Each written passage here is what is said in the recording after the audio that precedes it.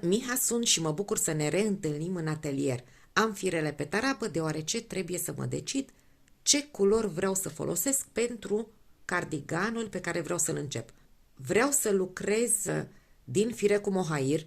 Este un cardigan inspirat din cardiganele pe care le face Anda. Deci Anda m-a inspirat să lucrez acest cardigan și vreau să combin 5 fire de mohair, deoarece am văzut că Anda combină 5 fire cu mohair.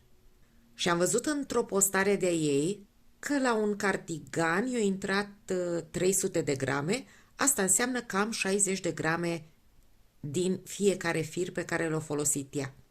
Dar din ce mi-amintesc, cardiganul ei era mărimea S, eu aș vrea să-l fac puțin mai mare și atunci m-am orientat să am mai mult fir pe fiecare culoare. Ei, și de aici a început problema mea, deoarece eu am cumpărat acest mohair colorat ca să-l pot combina cu acesta violet pe care l-am și am început să fac probe. Am început să fac diferite probe cu mohair colorat, cu un fir bej, cu fir bleu. Am făcut aici, am renunțat la firul colorat, m-am axat pe fire deschise la culoare. La un moment dat am pus și un mohair mai închis la culoare, de care aveam eu tot așa la con. Și atunci, ca să mă decid, am zis că voi merge pe mohairul acesta colorat, pe care îl voi combina cu alte fire de mohair. Oricum, din acest mohair n-aș putea face decât un alt pullover lejer, gen mandarină, dar să-mi iasă pe altă culoare. Și am spus, ok, merg pe firul colorat, elimin bejurile, eu folosesc mai mult bejurile și atunci vreau să le las pentru alte proiecte, iar cele 5 fire pe care le voi folosi vor fi câte 2 fire din firul colorat pe care l-am, deoarece vreau să evit efectul acela de dalmațian și asta înseamnă că voi pune un fir dintr-o bobină, un fir din cealaltă bobină și am grijă să nu mi se suprapună culorile. Vreau să le pun în așa fel încât pe lungime să nu se suprapună. Am cântărit firul colorat și am 130 de grame. La mov vreau să pun un singur fir. Din acesta am 160 de grame, dar voi folosi tot cam 70 de grame. Merg cu un fir mov. Și la bleu am iarăși fir foarte mult, mai am și de la Drops, mai am și cumpărat din țară. Este o diferență de nuanță, dar garantat în combinația mea nu se va observa. Deci am 2 colorate, unul lila, unul bleu și cel de-al 5-lea fir îl voi lua dintr-o bobină, este o bobină la con, din acesta am iarăși mai mult fir și este un fir de mohair combinat cu un fir de lame. Și am obținut și eu 5 fire, exact așa cum a obținut și Anda. Mi-am găsit combinația, voi lucra tot cu andrele numărul 7 și eu știu că la această combinație cu andrele numărul 7, în 10 cm, am 10 ochiuri. Acum trebuie să-mi fac calculul. Trebuie să aveți proba de lucru spălată, uscată, astfel încât să știți în 10 cm câte ochiuri aveți. Eu nu am mai făcut probă deoarece lucrez tot cu 5 fire de mohair și andrele numărul 7 și eu știu că în 10 cm am 10 ochiuri. Am spus că vreau să lucrez un raglan, schițez repede aici un raglan. Deci am un cardigan pe care vreau să lucrez și vreau să fie decolteul în V, în anchior. Este oarecum ceea ce am făcut la bluza fulg, numai că de data aceasta este cardigan. Și de data aceasta vreau să fac întâi bentița. Voi lucra bentița decolteului, oarecum asemănător cu bluzița roșie, unde am făcut întâi I-cordul, apoi am încărcat ochiurile. Dar de data aceasta voi face o bentiță lată, după care voi încărca ochiurile. Am tot văzut genul acesta de cardigan lucrat și am zis că trebuie să fac și eu un astfel de model. Dar ca eu să știu cât de lungă îmi trebuie bentița, exact cum am făcut la iCord, trebuie să știu câte ochiuri de margine trebuie să lucrez.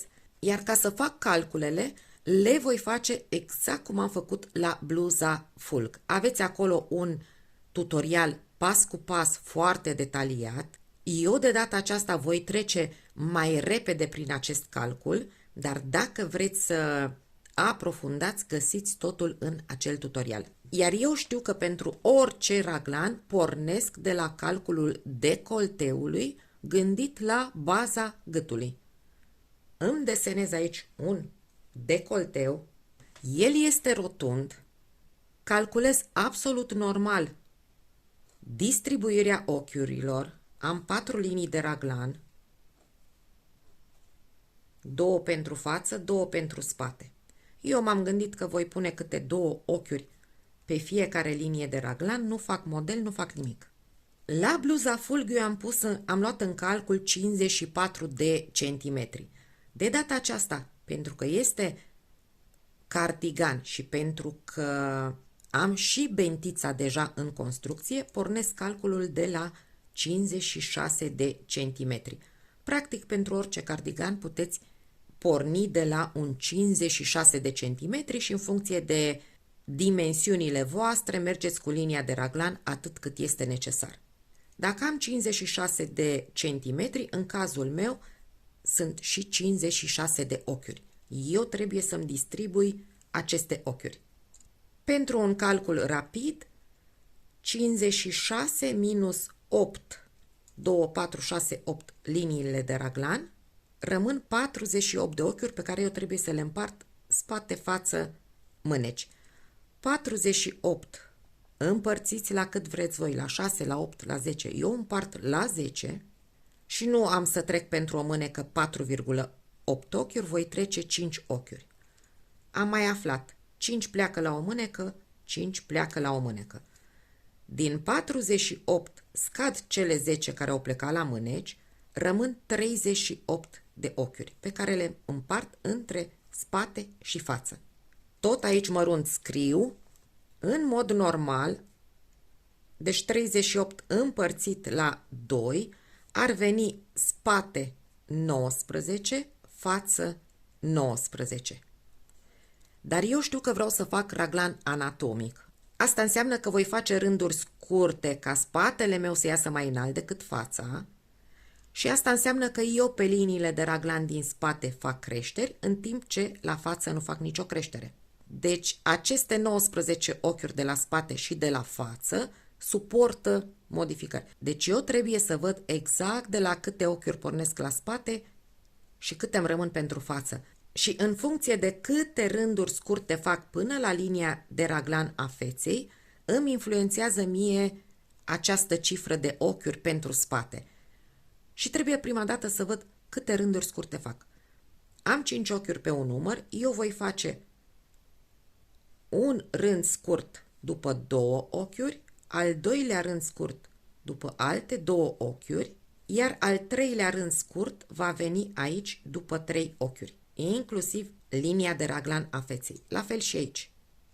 După 2, după 2 și după 3. Deci eu la primul rând scurt voi crește pe raglan în spate 2 ochiuri, după al doilea rând scurt voi crește iarăși 2, automat și la mânecă, după al treilea rând scurt, iarăși 2 la spate, 2 la mânecă. Până în faza aceasta eu pe linia de raglan a feței nu înmulțesc absolut deloc. Asta înseamnă că spatele meu va fi mai mare cu 6 ochiuri decât fața, ceea ce nu-mi convine deloc. Și de la spate scad 6 ochiuri pe care le duc la față. Da? 19 minus 6 spatele, 19 plus 6 fața. Dar la final de rânduri scurte am o diferență cam mare de 6 ochiuri, plus că la față, fiind cardigan despicat, eu vreau să am un număr par, să se împartă exact între cele 2 părți ale feței. Și atunci voi lăsa la spate 14 ochiuri, iar diferența o voi duce la față. Deci 24 de ochiuri iau în calcul pentru față. după rândurile scurte, la spate voi avea 20 de ochiuri, la față rămân încă 24 de ochiuri. Dar din aceste 24 de ochiuri, eu deja voi avea ochiuri alocate bentiței. Bentița mea din față, eu vreau să o fac pe 9 ochiuri. Voi faceți o probă de lucru și vedeți cât de lată vă doriți acea bentiță. Eu mi-am făcut așa o probă și am zis că 9 ochiuri îmi sunt suficiente. Celelalte ochiuri le voi adăuga treptat pe măsură ce îmi construiesc cardiganul. La fel, aici puteți să faceți un calcul să vedeți pe câte rânduri vă duceți voi cu acest cardigan. Eu, deoarece îmi doresc un decolteu mai mare, la un rând voi face creștere, stânga-dreapta anchiorului, un rând nu voi face nicio creștere. Iarăși voi face o creștere, stânga-dreapta, vorbesc de rândurile pe față. Rândurile pe dos nu mă interesează. Și în felul acesta îmi construiesc eu un cardigan mai lung. La bluza fulg ați văzut că eu am pus din start un ochi pentru față. De data aceasta nu voi pune niciun ochi pentru față, deoarece primul ochi nu va fi crescut, va fi furat din această bentiță care vine de jur împrejur. Deci, dintr-o parte a bentiței eu fur un ochi, dintr-o parte a bentiței fur un ochi și practic rămân pe cardigan cu 8 ochiuri pe bentiță mai jos. Nu vreau să intru mai mult în amănunte, este suficient că eu trebuie să știu că am nevoie să-mi fac bentița, astfel încât să obțin ochiuri de margine pentru startul cardiganului meu. Câte ochiuri de margine am nevoie?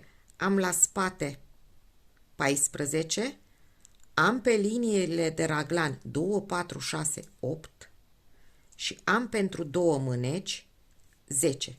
Adunate am 32 de ochiuri. Deci eu atât montez pentru startul cardiganului. De aici toate ochiurile acestea până aici. Și voi lucra bentița astfel încât să obțin 32 de ochiuri de margine. Abia acum pot să montez ochiuri pe andrele și să lucrez bentița. Dar eu lucrez cu andrele mari. Voi, dacă veți face acest cardigan cu andrele mai mărunte, cu un fir mai mărunțel, veți avea aici mai multe ochiuri, poate dublu. Iar atunci nu mai sunt suficiente doar 3 rânduri scurte pentru umerii voștri. Veți face mai multe rânduri scurte. Făcând mai multe rânduri scurte, veți crește mai mult la spate în raport cu fața. Deci trebuie să vă faceți un calcul astfel încât să se potrivească pe ochiurile pe care le lucrați voi. Eu am nevoie de 32 de ochiuri de margine. Voi poate veți avea nevoie de 60 de ochiuri de margine în funcție de eșantionul pe care îl aveți voi, de firul pe care îl folosiți în cardiganul vostru. Iar acum pot să încep să montez ochiurile pentru bentiță. Am spus că voi lucra cu andrele numărul 7. Am aici 3 fire cu mohair, lila, bleu și firul bej, iar eu mai am 2 fire colorate. Și prima dată vreau să împotrivesc firele astfel încât culorile de pe fir să nu mi se suprapună. Nu vreau să mi se suprapună deoarece nu vreau să creez modele pe cardigan. Mi-am fixat firele și pot să montez ochiurile. Eu pornesc bentița de la 9 ochiuri. Las într-o parte fir atât cât să montez 9 ochiuri. Fac o buclă și pun ochiul pe o andrea. Pentru bentița aceasta, ca să fie cât mai puțin vizibilă, trebuie să montez ochiuri pe 2 andrele. Las ochiul acesta pe andreaua de sus și acum trebuie să montez ochi pe andreaua de jos. Mă voi folosi de ambele fire pentru montatul ochiurilor. Am un ochi montat sus, trebuie să montez un ochi pe andreaua de jos. Întotdeauna cu firul de sus montez pe andreaua de jos, cu firul de jos montez pe andreaua de sus. Pe Andreaua de sus am deja un ochi, urmează pe Andreaua de jos. Și înfășor Andreaua. Îmi trebuie fir pe Andreaua de sus, iau firul de jos și îl trec peste Andrea. Am 2 sus. Pentru Andreaua de jos, firul de sus. Da? Deci tot invers. Pentru Andreaua de sus, firul de jos înfășor, pentru Andreaua de jos, firul de sus. Am 3 ochiuri sus, 3 jos. Montez ca să am 9. Deci am 3, 4 sus, 4 jos, 5, 5, 6, 6, 7, 7, 8, 8, 9, iar 9-le de jos vreau să îl securizez și îl voi monta așa, un pic răsucit.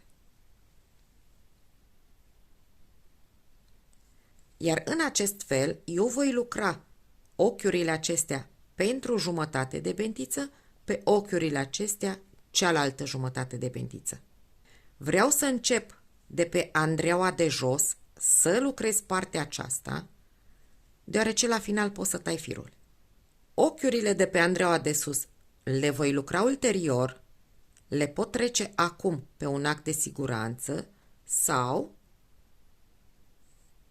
scot cablul și lucrez așa. Eu oricum le voi trece pe un act de siguranță. Eu așa am montat ochiurile. Sunt pe fața lucrului. Ca să nu vă zăpăciți, deși diferența dintre față și spate se vede, dar ca să nu vă zăpăciți, pentru că veți lucra o porțiune bună din bentiță, eu vă sfătuiesc să puneți un marcator pe fața lucrului. Aruncați un ochi și vedeți că sunteți pe fața lucrului. O să-l mut mai târziu și deoarece sunt pe față, de data aceasta lucrez primul ochi și vreau să lucrez răsucit. Și deoarece sunt pe fața lucrului, încep un ochi față, un ochi pe dos, un ochi pe față, un ochi pe dos. Eu am încercat mai multe variante pentru această bentiță și dintre toate variantele mi-am ales-o pe aceasta. Ochi pe dos, ochi pe față, ochi pe dos.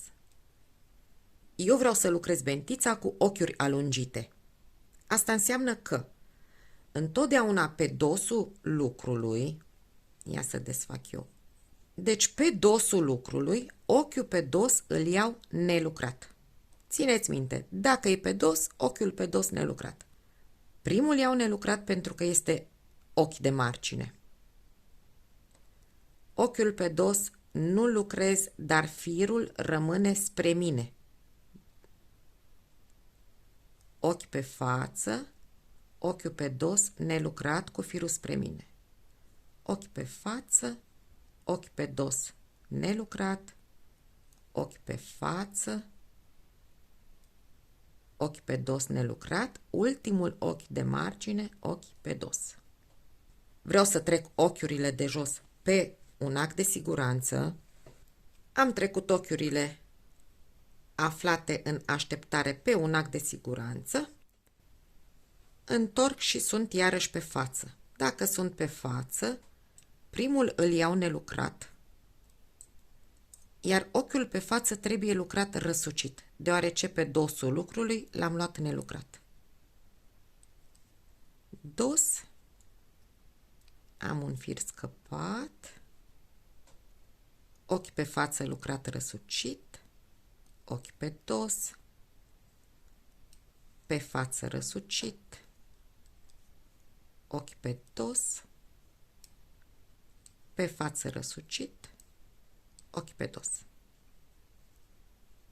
Și așa voi lucra pe toată bentița. Pe tot cardiganul, la bentiță voi lucra așa. ochiul pe dos nelucrat, ochi pe față, pe dos nelucrat, ochi pe față. Și continui să lucrez această jumătate de bentiță până când voi avea 16 ochiuri de margine. Pe partea aceasta mai fac un rând, pe față, pe dos, pe față răsucit, pe dos, pe față răsucit, pe dos, pe față răsucit, pe dos. Firul de la început de lucru este în partea dreaptă. În partea dreaptă mă interesează să am 16 ochiuri de margine. Am terminat jumătate din bentiță. Firul de început îl am pe partea aceasta. Acum m-am întors cu un rând pe dos și firul îl las tot în partea aceasta. De ce? Deoarece eu pe partea aceasta vreau să încarc ochiurile pentru cardigan. Numărați ochiurile de margine. Am ochiul acesta pe acul de siguranță și primul ochi de margine vizibil este aici. Între vă uitați că mai este unul mai puțin vizibil. Și am 2, 4, 6, 8, 10, 12, 14, 15, 16, da? Fără ochiul de pe Andreea. Dacă sunteți sigure, puteți să lăsați un capăt mai lung pe care să-l ascundeți ulterior și apoi să-l tăiați. Dacă nu sunteți sigure, luați un alt fir și continuați din partea aceasta bentița. Las ochiurile așa, îmi transfer ochiurile acestea pe Andreea. Da, le-am scos, dar vreau să încep rândul tot din partea aceasta, capătul de fir să fie tot pe interior. Nu vreau să las niciun capăt pe exterior. Și atunci le mut pe Andreaua aceasta. Și încep rândul de data aceasta pe dos. Da? Repet, vreau ca în partea de interior a cardiganului să adun toate firele. Și dacă încep rând pe dos, voi lucra de data aceasta ochiul de margine și totdeauna la rând pe dos urmează ochi pe dos nelucrat.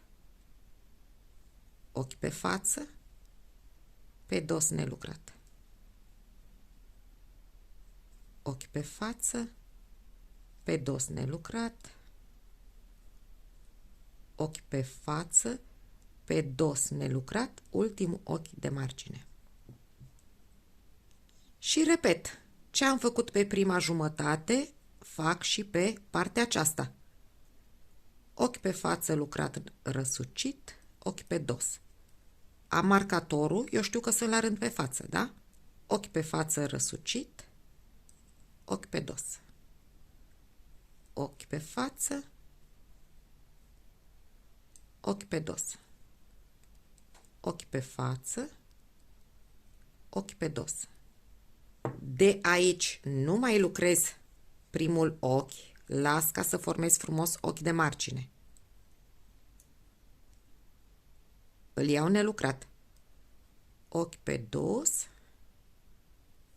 ochi pe față, pe dos nelucrat, ochi pe față, pe dos, pe față, pe dos, ultimul pe dos. Și lucrez la fel până când îmi adun tot în partea de interior, tot pe partea unde am firele, să am 16 ochiuri de margine. Am lucrat și cea de-a doua jumătate a bentiței. De aici vă rog să fiți atente. Odată, reamintesc că vreau să am toate firele pe partea în care încarc ochiurile.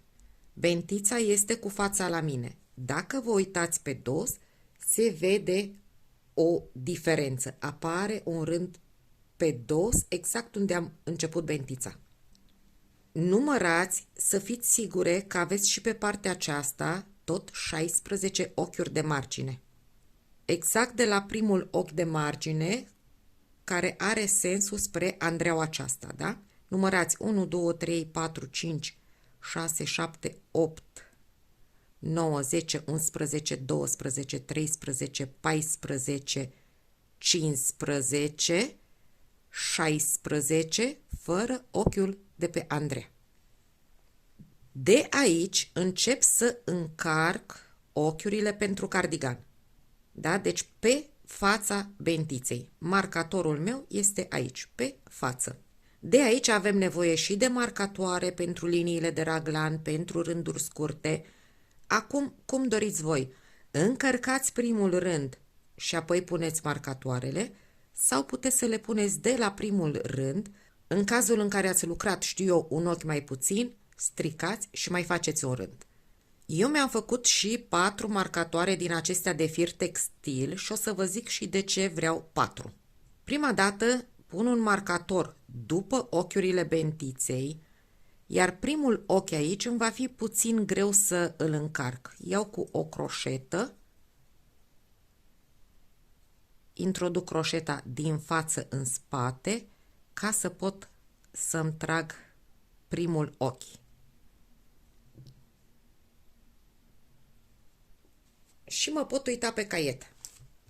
2 ochiuri pentru linia de raglan. Am încărcat 1, mai încarc un ochi de margine și puteți pune marcator pentru linia raglanului.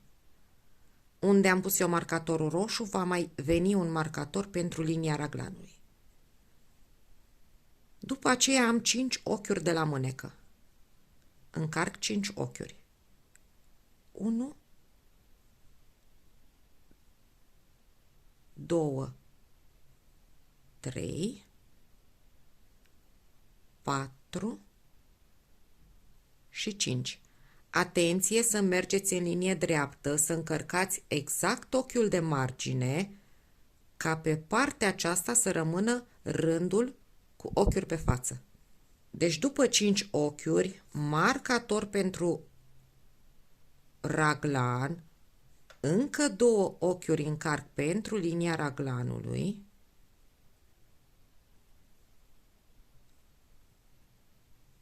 și mai pun un marcator. Eu folosesc marcatorii aceștia mov pentru liniile de raglan, ca ulterior să pun marcatorii verzi pentru rândurile scurte. Până la jumătatea bentiței trebuie să încarc jumătate din ochiurile de la spate, 7. Aici o să vă dați seama dacă aveți toate ochiurile.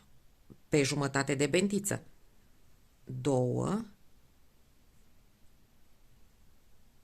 3, 4, 5, 6 și 7. Am firele de ață, le strâng puțin, am un ochi de margine vizibil și am zis că aici am un ochi mai puțin vizibil.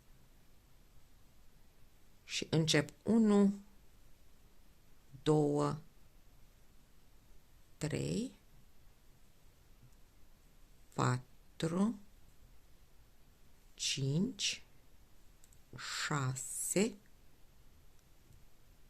și 7. Am ajuns aici. Marcator pentru linia raglanului. Încă 2 ochiuri. 1, 2. Iarăși marcator pentru linia raglanului. 5 pentru mânecă. 1, 2, 3, 4, 5 pentru mânecă, 2 pentru raglan. Un marcator, 1, 2, marcator pentru raglan, va trebui să pun și aici marcator pentru raglan și de aici iarăși vă rog să fiți atente. Eu acest rând l-am lucrat pe dos. Acum urmează să lucrez pe față.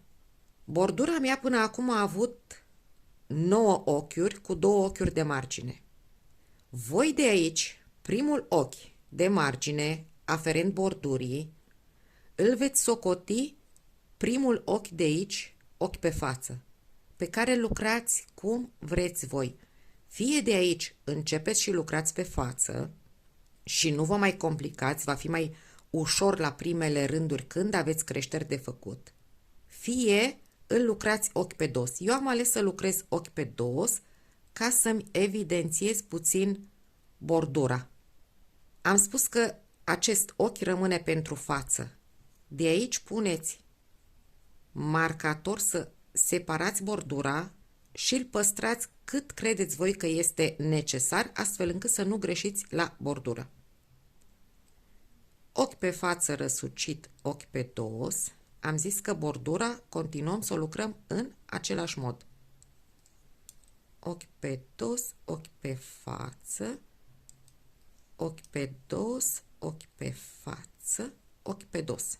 Și acesta a fost primul rând în care am încărcat ochiurile. Eu vreau să fac rândurile scurte, dar aceste rânduri scurte vreau să le încep din partea dreaptă. Deci mă duc cu un rând cu toate ochiurile pe dos până la bordura aceasta. Întorc, ochi de margine luat nelucrat, ochi pe dos, ochi pe față, ochi pe dos nelucrat, da? Ochi pe față, ochi pe dos nelucrat, ochi pe față și bordura de acum o termin cu ochi pe dos nelucrat. Mut marcatorul care îmi delimitează bordura și deoarece eu am ales să fac primul ochi al feței ochi pe dos, acum îl lucrez pe față. Mut marcatoarele, 2 pe dos, pe rândul acesta nu fac nimic. Merg cu toate ochiurile pe dos și mă opresc la bordură să vă arăt cum facem și aici. Ajung la linia de raglan, mut marcatorul, 2 pe dos. Am zis eu că îmi pun și aici un marcator pentru linia raglanului. Mă uitam 2, 4, 6, 8 pentru bordură.